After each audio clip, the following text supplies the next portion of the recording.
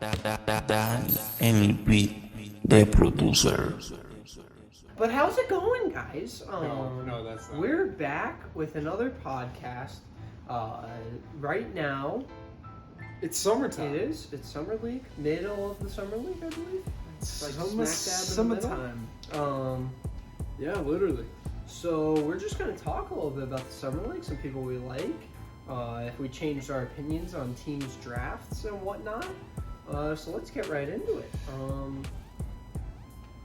How you doing? I'm doing fantastic. How about you? Can't complain. Like, other than the severe FOMO of not being in Vegas right now, that is pretty much it. We're filling Gatorade and cashing checks and making some cool videos. I'd like to think, but We should summer just. league has been fun. Why don't we just start right with the big topics of Chet Holmgren?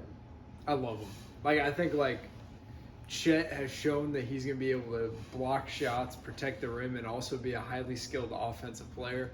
He does get beat around a little bit. We saw guys like Kyle Lofton body him up and make physical plays on him. But overall, like, I think he's showing that he is like a true unicorn, and he's going to be a big-time player for years to come. I think he's an awesome fit for the Oklahoma City Thunder.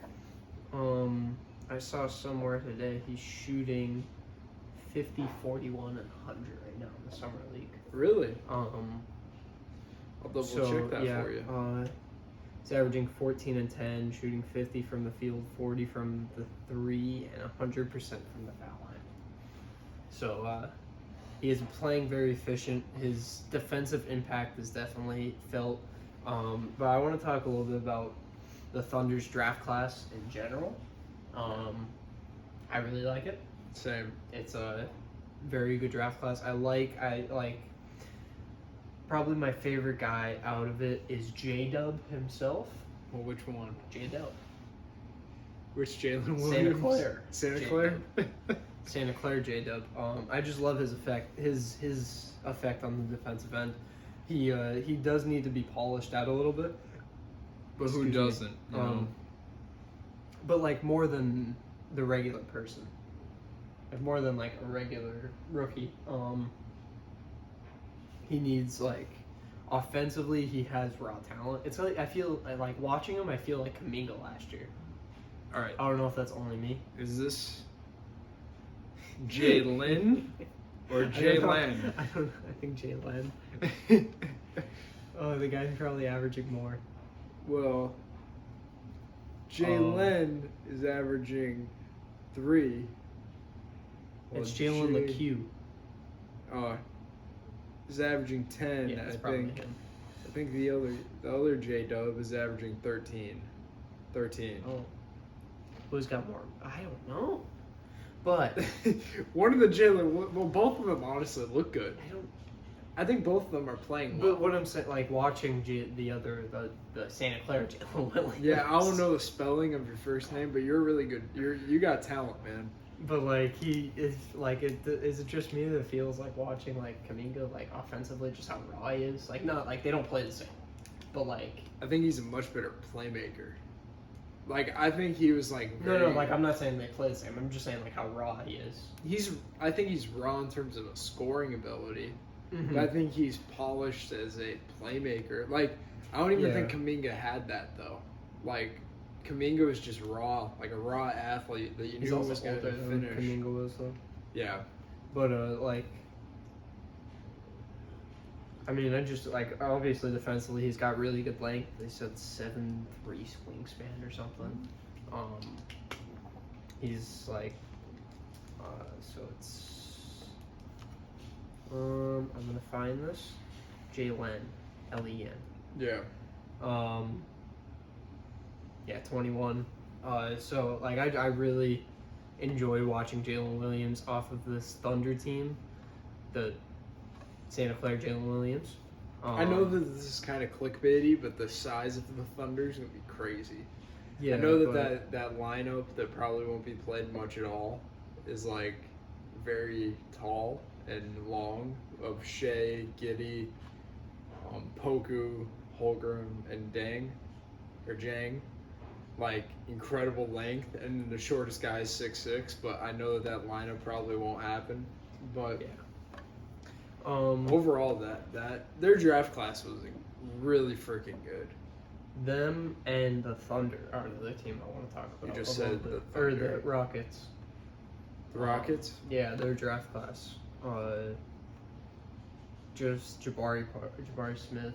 All right, talk about Jabari. I'm honestly, I his think he's a good offense- defender, but That's what I'm saying. That's what I'm surprised by. We said we were talking about this the other day. I know you hate Jabari. I'm not big on Smith. Jabari. I'm not big on him. No. But he's looked really solid so far. Offensively, he forces too much. He needs to get more of a rhythm. He needs to have a better, like, I feel like right now he's too much like, I need to go get mine. I need to do, like, You can't base much off of summer league, but Yeah. at the same time, like I he's think- looked like just his instincts and his length on the defensive end is what I'm like, surprised that's opposite of what I thought it was gonna be. Like I thought offensively he'd come out in a summer league and be like Moody and drop a 30 piece and just be Mhm. like, "Oh, I'm out, guys." Like I'm surprised by his ability to truly be disruptive as a team defender, yet alone an individual, and really affect the ball. I think he's going to be a big-time help presence. Mhm. But offensively, I just think as long as he can hit an open three and play off of guys, I think he'll be fine in Houston. But I thought that he'd be a shot creator. I know you can't base much off of Summer League, but I he's didn't not think he'd be a creating shot for himself. creator. Like Oh, for at himself? Auburn, he was creating for That's, himself. yeah, He was, he's like trying to now. He's- He's but it's struggling like- with it. I know That's you what I'm can't saying. base- Rhythm. yeah. It's like rhythm and decision making is like his big things on the offensive end. Like his jumper looks good. There's plays like it's bad shots, but the jumper looks solid. He's confident. Yeah. He just needs better decision making, and better flow. Like just do you. Like don't try to do too much. Yeah. It's not like we knew he wasn't like a team playmaker like Paolo. Like when No. Paolo came in, we knew he was like, okay, this kid, he can create for others and create for himself.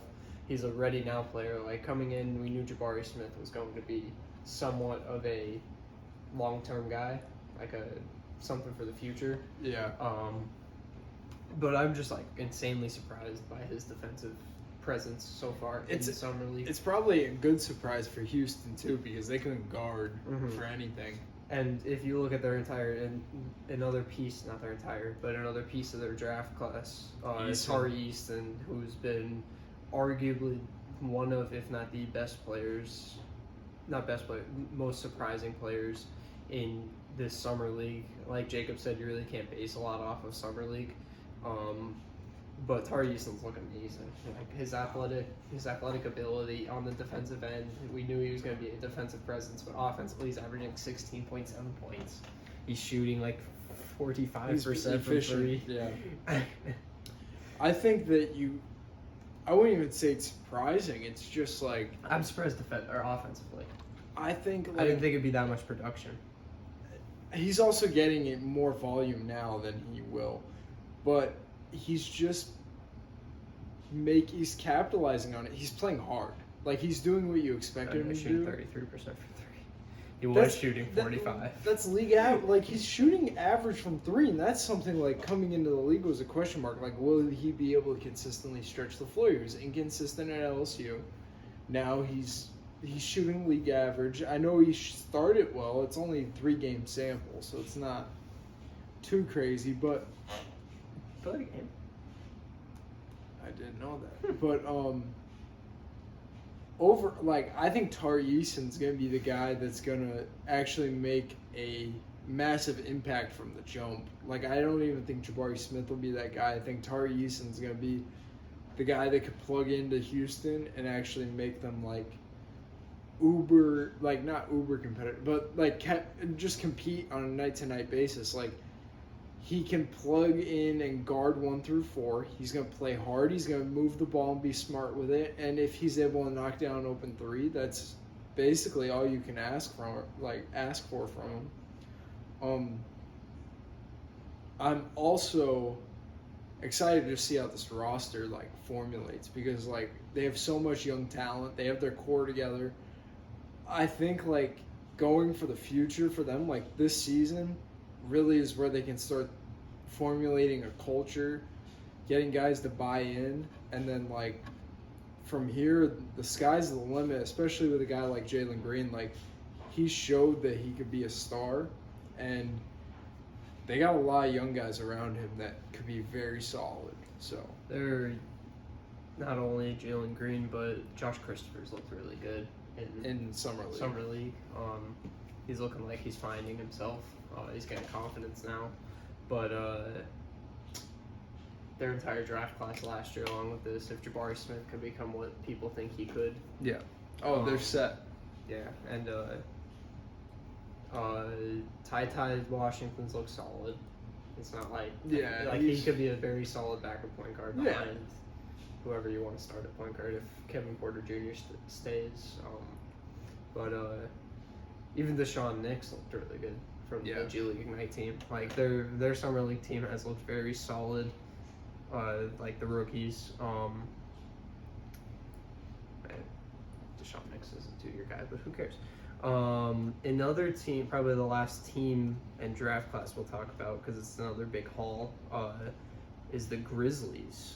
A little bit of a surprising just because they didn't have a lottery Talk pick. about a loaded. They didn't have a lottery. Did not have a lottery pick, but they got a lot of guys. But a lot of very good picks. if we look at their summer league roster, the amount of second and third year guys that they played, like between playing Zaire Williams, who was part of the playoff rotation, and Santi Aldama, who just got an extension, like they're playing guys that are part of the rotation and part of like their success this year, and they're playing them.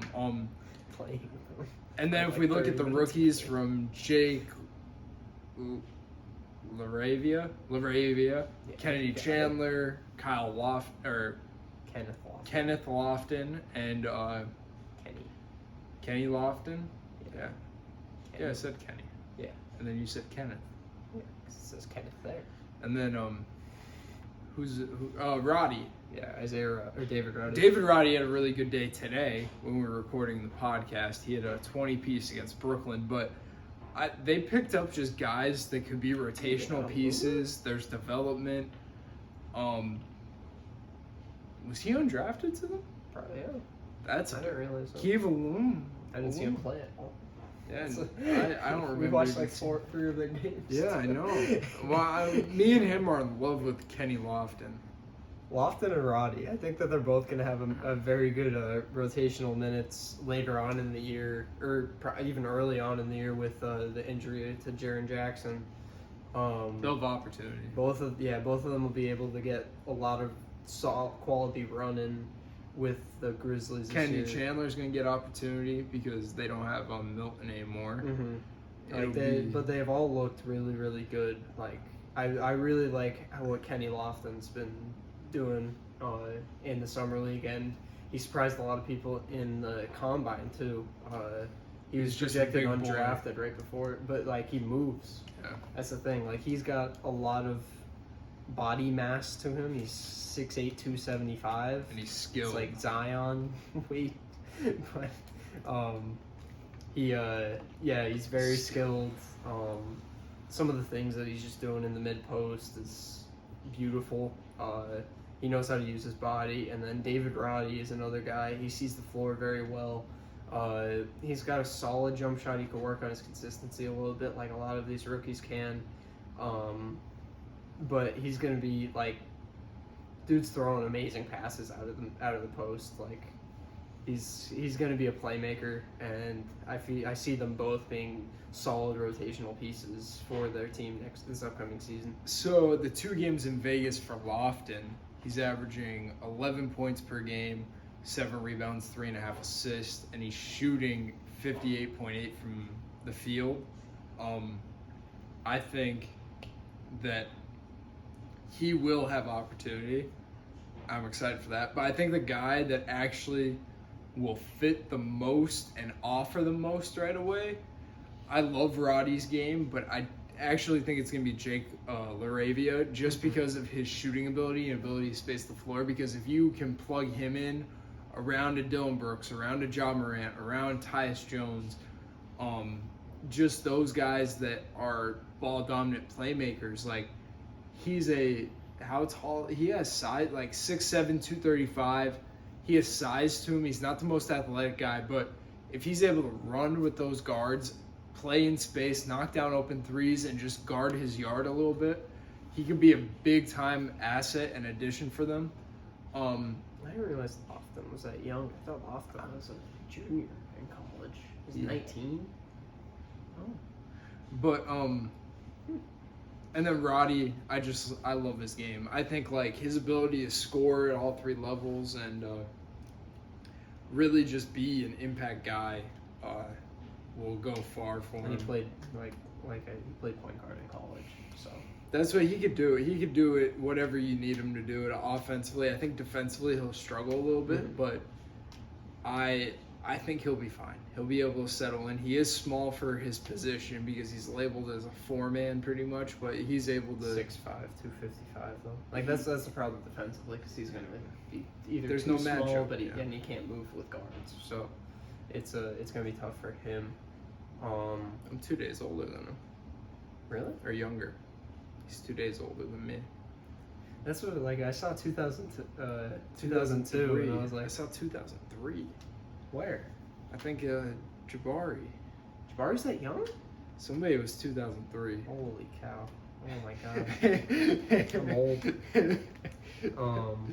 But no, yeah, I saw 2002 and I was like, Lofton. I thought he was a junior. That's it, yeah. All right. What about let's go two second year guys. What second year guys do you think, just from what you've seen, is going to take a big leap?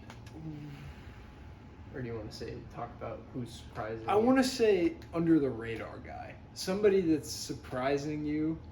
That is, just get on your soapbox. Or do you want to save that for your second year guy?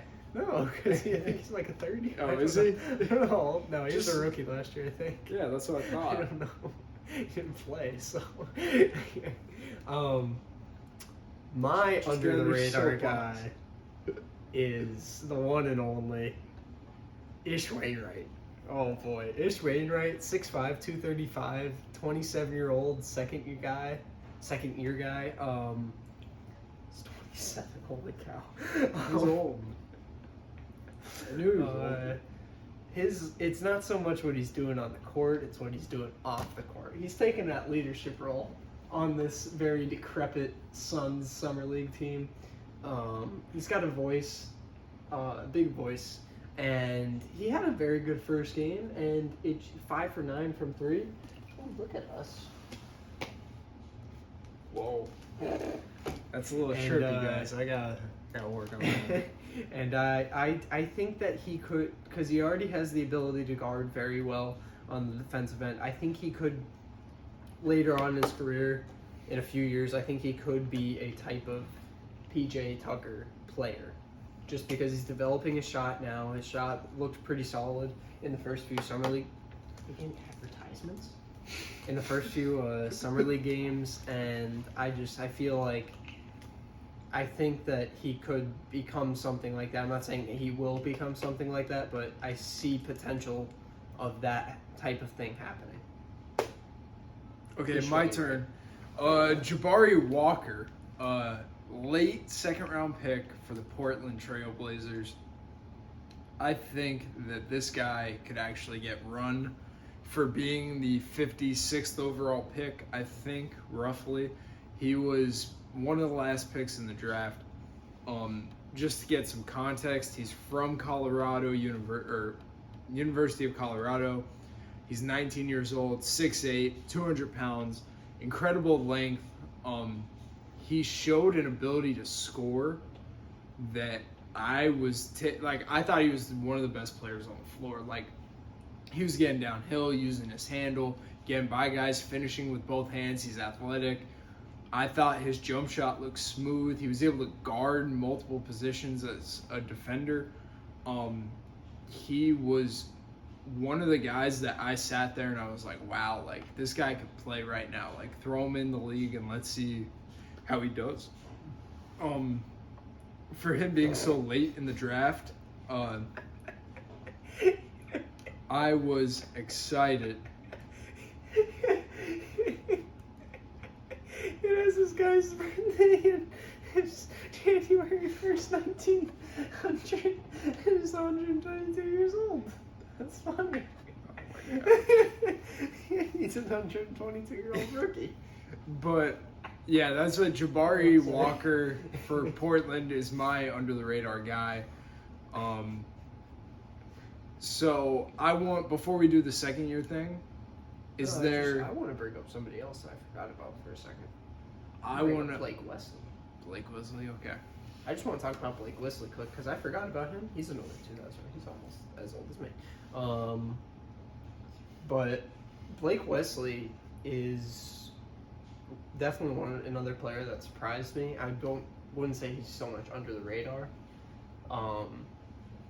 But I really think that he could have a big impact this year on the Spurs team, especially since they're kind of moving towards a tank way. That's not impact. That's just he's gonna have a year to develop. Him and Malachi Branham from Ohio State, both of those guys are gonna have. They got him too. They're gonna have the I didn't realize reins. that. They're gonna be able to just do their thing, and they're looking like they're having fun right now. Like they're looking like they're just enjoying life, just gonna ball out. Or they're both. I didn't realize how lengthy Blake Wesley is. Like in college, watching him play, like you understand the speed and athleticism, but his length was honestly what was the thing for me. Like, oh dang, like this guy is gonna be able to guard basically perimeter positions, but like be effective with that length. And he's gonna be awesome in the gaps and off the ball. He plays with high energy. Josh, you said Bones Highland, right? Yeah, he really reminds me of Bones Highland. Just like how he moves, even how he plays. Like he gets to the same spots. He has more skill. I think he has more fluidity and skill to him. Could say that. Like I know Bones is like he's got more talent. Yeah. yeah. Like Bones Wesley. could find a shot. Bones could do a lot of things like at a really high level. That's why they were able to get rid of a Monte Morris. Like Monte Morris was one of the best backups in the league. So Bones is gonna have a lot more responsibility next year in Denver. But I think Blake Wesley just has a deeper feeling for the game. He understands what he could and can't do. I think as a playmaker, he's incredibly underrated. And then I think him paired with Branham, that's going to be a really good backcourt for a long time. Mm-hmm. But we'll see what direction San Antonio goes into. But I can't forget about Primo either. Primo's going to be solid. He's looked pretty solid so far. Like he's getting more comfortable. Keon Johnson, I don't know how long he's going to be there because he's kind of old for their rebuild. He might be on the block right now. I love his, or Keldon. Keon's in Portland. I was like, Keon doesn't sound right, but Keldon Johnson's really freaking good. Underrated player, but he's a hooper. San Antonio will be interesting to watch now that they're on the Jakob Poeltl.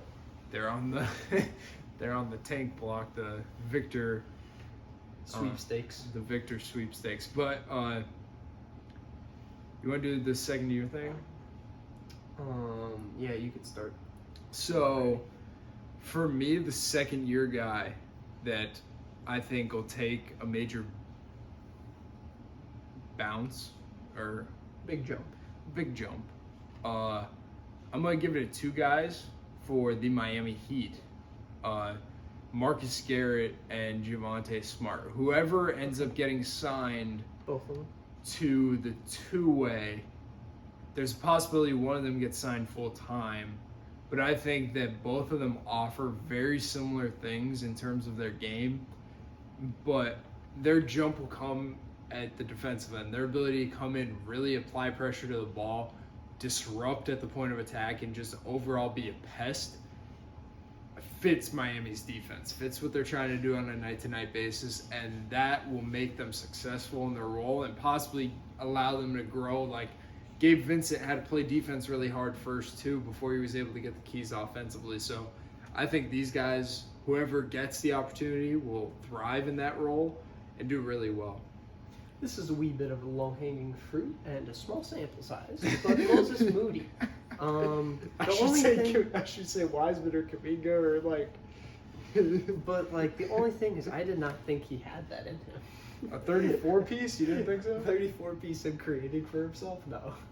I remember last year when we Remember said in game, what was the game that they almost I won remember versus that. I remember Dallas, that, and yeah. he was doing it? Yeah, I remember that. It was game 6. It was at Dallas. No, it was Bielitsa that carried them. Bielitsa, but he Yeah, had like 18. You just catch and shoot. He was getting to the cup. He was doing it. But like I didn't. I know it wasn't the same thing they did for the 30 piece, but like. I mean, I didn't. But yes, Last Moses Moody is last this year, guy. Last year we thought, like, we were saying when he got drafted, we were like, yeah, he could be like another Clay guy. He could be a replacement, like catch and shoot, maybe take a few dribbles in a game. But Different guy, man. He hooped in that one game that he played. But yeah, that's been a low hanging fruit. Want you? Dig through the trenches goodness. a little bit. That big three though, that's something for the future. That Golden State, Yes. Kaminga, Moody, and Wiseman, like they like. Wiseman looked good. Wiseman looks Small good. He's sample moving, size. He's moving well. Looked good. I'm excited to see how those guys develop, especially since they don't like have a lot of pressure to be like insanely good now. Another second year guy that's more low hanging fruit is Trey Murphy. He has looked phenomenal. He has basically been the highest impact guy on that Pelicans team, and he's just doing it so quietly that like it's Because fun. he's not a loud player. Everything's like a ferocious dunk though. It's like But, a quiet it's like how he plays. he's not, averaging like, loud. 26 and a half. And it like you watch and you're like, oh, maybe a 10 off of like insane he's not dunks, loud. alley oops, but like impact, It's a lot like of catch and shoot threes. he's shooting really bad from 3, but small sample size, He's shooting a lot though, right? 7.5. Yeah, he's shooting a lot of threes. Hey, you want to talk about G? Well, like Grant, how much run now? What's his playing time average? I don't know. I can't find that. I'll find that before we talk about my guy. But yeah, I mean, summer league you can't take for like Bible gospel. Just because, I mean, I listened to a podcast today. It was going through all the summer league teams, like you know how they have like the all NBA, all summer league teams. Wait, what? You know how they have like the all summer league team, the top 5 guys. Yeah. And they're going through it. Like Spencer Hawes was on it when he was in the summer league. No way. He was. That's deep cut Spencer Hawes. Those were my I can't favorite remember. players. He was going through they were going through it, and it was a ton of European players. Spencer Hawes is awesome. That's incredible. But like it's a ton of European players that were in the league for like 2 years, and then can't really take summer league like what players do. I mean, yeah, it's cool. Like you'll see how they play. Yeah, but, like yeah. you can't be like, oh, these guys are gonna be like. You use it as a projection device. Yeah. But one guy who this system isn't favoring is my guy Grant Riller. 3.6 minutes per game.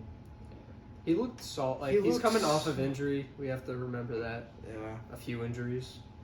But he looked solid. He's getting more comfortable. Like in the first few minutes he played in Utah, you could definitely see he was second guessing. Like, oh, should I move this way? Like, he was second guessing his movement, but then he got more comfortable and he looked pretty solid. Just wish he was getting more run with Philly. Jarrell Brantley, on the other hand, is playing pretty well. In one outing, he had 13, shooting 55 from the field, 50 from 3. Nice little outing for Jarrell Brantley. And I don't think Joe's on the team. That's it. Yeah, shout out to my guys. But Got anything else? I actually who's been the most impressive guy? Most like out of everyone. Who's been the guy for you that's been like Paolo. he's okay? We're on the same page. That's Like, why I kind of want to just talk that about game Paolo. against the Kings, like his will to win that summer league game is what I'm like. I don't know how he's gonna fit in Orlando. Like I don't know how all of that's gonna work out. Just because I don't know the direction that they want to go in, but he's definitely going to be a very, very good basketball player. I'm gonna be quite So honest. I think he's going to be very good this year. I think he's gonna be the point guard. I could see it. That's what like I The only read thing it. is no one else has like shooting. Like their best shooter, besides their best Terrence shooter Ross. best shooter as a guard is like Cole Anthony. Cole. But like statistically, wasn't it Markel Fultz? He didn't. He barely played. But that's what such a small. You can't even. Yeah. But for me, like, I read a little article thing. I showed it to Josh. He didn't want to read. But he was saying, my guy Dave Jinks, he was saying about running early offense for Paolo as a point, where it's a lot of like LeBron style action, where it's going to be that quick step up, where it's going to be a quick drag, or it's even going to just be a bully drive on a clear side, get him in the post early and allow offense off of that. I thought that was awesome, and that Orlando likes delay actions, so including Paolo in a delay, so hit Wendell in the middle and then zoom off of him. Those types of things could really flip the switch, I think, and be able to make it easy for Paolo to play in space, to make the simple pass, to have guys open for him to just make simple plays.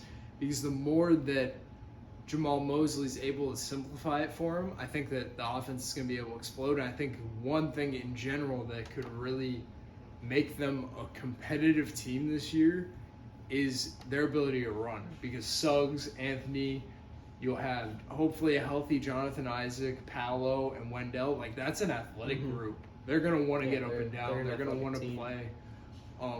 I think that they literally have 4 guys that could push. I think Wendell could push, honestly. 4 or 5 guys that could actually be skilled with ball in their hands. They're gonna be tough to guard just because now they have an actual point presence. And I think defensively, Paolo needs more love and credit for that end of the floor. I think his size and his athleticism, his length. I was saying he was the best prospect in the draft. I think he's just showing it. Like he's gonna be a star from the day one in Orlando. But another guy who's like been putting up some stats and playing kind of like Trey Murphy is Keegan Murray. Keegan Murray, That's another quiet. Like he's playing like Sacramento. yeah, but